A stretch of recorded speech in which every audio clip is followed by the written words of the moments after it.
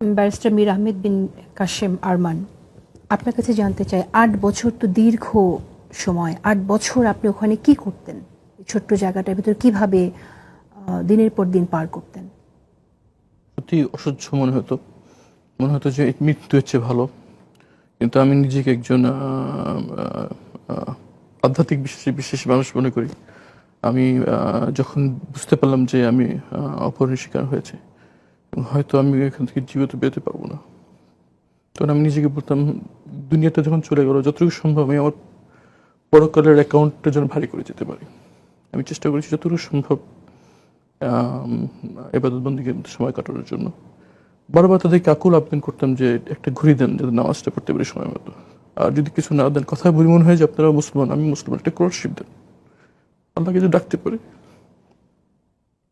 বলতে দেওয়া যাবে না আদেশ। যদি যদি রাখতে চান তাহলে রাখার আমি বলতাম হতাশ হয়ে, যে রাখতে চান রাখার উপকরণ দেন, আর নাহলে মেরে ফেলেন। এভাবে রাখা, বেঁচে থাকা আমাদের যে মৃত্যুর চেয়ে কষ্টর। তো আমি বলতে পারি যে একমাত্র আমার আধ্যাত্মিক বিশ্বাসই আমাকে বাঁচিয়ে রেখেছে। যখন বের হলেন তখন কি মনে হলো? প্রথমে যখন আমাকে বের করছে তখন আমি তাহাজ্জুদ নামাজ পড়ছিলাম, অনুমান করে যে শেষ রাতে হতে পারে। ওই সময়টা নর্মালি যারা প্রহরী তারা ঘুমায় এবং নর্মালি আমাদেরকে বিরক্ত করে না। আমার সময় নামাজ পড়ছিলাম, আমার সময় 10-12 জন আমার সেল ঢুকে গেল। ঢুকে আমাকে বললো, কড়া কণ্ঠে বললো যে নামাজ শেষ করেন তাড়াতাড়ি। নর্মালি এটা তারা করে না, করতো না আগে। আমি তাড়াতাড়ি নামাজ শেষ করলাম। তারা আমাকে চোখ বাঁধত যে জিনিসটা দিয়ে, সেটা ছিল সোয়েট রেজিস্ট্যান্ট ফ্যাব্রিক টাইপের এক ধরনের, যেটা ইউজুয়ালি সিকিউরিটি ফোর্সের ইউনিফর্মে ব্যবহার করা হয়। সেটা খুলে তারা আমাকে গামছা দিয়ে চোখ বাঁধলো, গামছা দিয়ে হাত বাঁধলো, বের করে তারা আমাকে বের করে নিয়ে চলে গেল। আমি তো আসলে বুঝতে পারিনি যে বাইরে বিপ্লব ঘটে গেছে। আমি মনে করলাম ওরা মনে হয় আমাকে মেরে ফেলবে। মনে মনে দোয়া পড়ছিলাম যে আমার জন্য মৃত্যুটা সহজ হয়। তারা আমাকে গাড়িতে নিয়ে গাড়ির ফ্লোরে শোয়া ফেললো। আমার উপরে দুজন বসলো, আমার গায়ের উপর বসে গাড়ি চলা শুরু করলো। চলতে চলতে চলতে চলতে শেষ মুহূর্তে একটা জায়গায় যে তারা আমাকে জিজ্ঞেস করলো, গাড়ি থেমে গেলো, আমাকে বসানো হলো, জিজ্ঞেস করলো আমরা কারা। আমি বললাম, আমি অস্বীকার করলাম, কারণ আমি তো স্বীকার করার সুযোগ নেই। তারা বললো যে আপনি কোথায় ছিলেন। আমি বললাম আমার জানা নেই। তখন একটা কথা বললো আমার, যেটা আমার বুকে ধাক্কা লাগলো, বললো সবাইকে এটাই বলবেন। তখন আমার কাছে মনে হলো মনে হয় আমাকে মারবে না, কারণ মারলে তো এই কথা বলার প্রশ্ন আসে না। আমি একটা ধাক্কা খেলাম, আমি পড়ে গেলাম, গাড়ি চলে গেল। তখন আমি মনে হচ্ছিল যে এখন একটা গুলির আওয়াজ শুনবো আর সব শেষ হয়ে যাবে। মনে সূরা ইয়াসিন পড়ছিলাম, সূরা ইয়াসিন পড়লে মৃত্যু সহজ হয়। সেই মৃত্যুর জন্য ওয়েট করছিলাম, কিন্তু দেখলাম যে কিছু আওয়াজ নাই, কিছু নাই, ঝিঝি পোকার আওয়াজ শুনতে পাচ্ছি। তখন অনেকক্ষণ পর অনেক সাহস করে একটু হাতটা দিয়ে চোখটা করার চেষ্টা করলাম। দেখলাম যে এমনভাবে করেছে আমি খুলে ফেলতে পারলাম। খুলে দেখলাম যে আমি একটা অন্ধকার প্রান্তে দাঁড়িয়ে আছি, পিছনে জঙ্গল আর সামনে অন্ধকার। আর আমি যেটা পরে আপনার ডাক্তার বলেছিলাম, আমার অপুষ্টির কারণে আমার 2 চোখে ছানি পড়ে গিয়েছিল। আমি সব ঘোলা দেখছিলাম। দূরে একটি অল্প আলো টিম টিম করে জ্বলছে, আমি দেখতে পাচ্ছিলাম। তো আমি আলোর দিকে হাঁটা শুরু করলাম।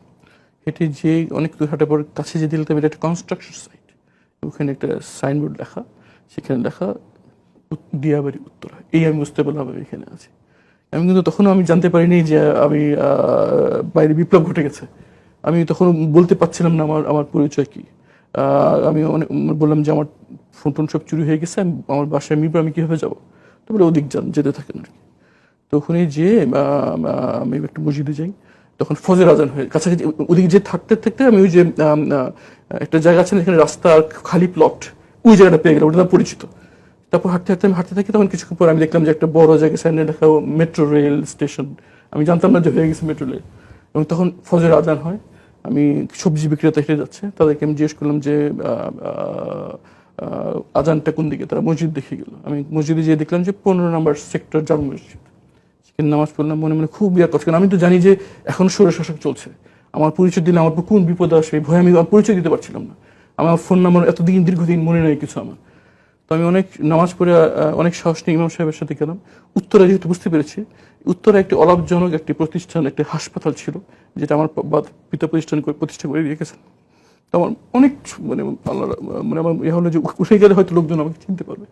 আমি ইমাম সাহেবকে যে বললাম যে ভাই আমি তো সব চিন্তা হয়ে গেছে, উত্তরায় একটু হাসপাতালটার পাশে আমার আত্মীয় থাকে, আমাকে নিয়ে যাবে নাকি। তো উনি আমাকে হাসপাতালে নিয়ে গেলেন। হাসপাতালের লোকজন, আমি একটু ময়লা লুঙ্গি পরা ছিলাম, ছেঁড়া গেঞ্জি গায়ে ছিল, গায়ে গামছা যেটাতে চোখ ভিতরে গায়ে পড়া ছিল, তারা আমাকে ঢুকতে দিচ্ছে না। বলছে যে কি কি দরকার, বললাম একটু কথা বলা দরকার, বড় স্যার কেউ আসে নাকি? বলে বড় স্যার তখন তো ভোরের সময়, বলছে 9টার দিকে আসবে, দূরে যান। আমাকে দূরে সরাই দিল। তো আমি রাস্তায় বসে থাকলাম, বসে বসে করছি। আস্তে আস্তে দেখলাম যে ক্লিনাররা আসলো, ডাক্তাররা আসলো, অনেক একজন স্যুট টাইপের একজন আসলো আর কি। তখন আমি দৌড়ে তার কাছে গেলাম। সে দেখলাম আমাকে লুঙ্গি পরে একটু দৌড়ে আসছে দেখে সে তার মোবাইলটা তাতে পকেট ভেবে ফেলে, যাতে ভয় আশঙ্কা করতেছে কে, আমার চেহারা চিনতে পারেনি। কাছে গিয়ে আমি খুব দেখলাম যে আশা করছি একটু চিনে কিনা আমাকে, আমার তো চেহারা নষ্ট হয়ে গেছিল আর কি। দেখলাম সে চিনতে পারছে না। তো আমি তাকে বললাম যে ভাই খুব বিপদে পড়ে আপনার কাছে আসছি, একটু মোবাইলটা একটু ব্যবহার করা যাবে নাকি? সে খুব সন্দেহ থেকে তাকাচ্ছে আমার দিকে, মোবাইল কেন? আমি বললাম একটু বিপদে পড়ে এসেছি, একটু যদি দেখাতে সুযোগ দিতেন। সে তখন তো মোবাইলটা আমাকে দেয়, তখন আমি গুগল সার্চ করি আমার নাম, তখন আমার ওই ছবিটা উঠে আসে যে স্যুট টুট।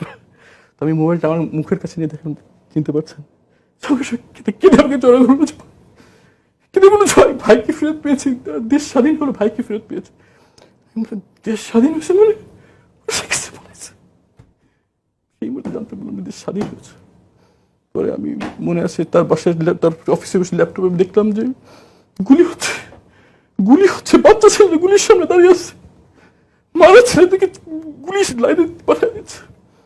এই তরুণ যাদের এইসব জেনজি, যাকে সবাই অত্যন্ত তুচ্ছতাচ্ছিল করতো, যারা ট্যাব এবং গেমস নিয়ে পড়ে থাকে, প্রাইভেট ইউনিভার্সিটির ছাত্র যাদেরকে অন্য পাবলিক স্টুডেন্টস ফার্মের মুরগি বলে ডাকে, তারা গুলির সামনে বুক পেতে দিয়েছেন, যার পর আজকে আমরা দিনের আলো দেখছি।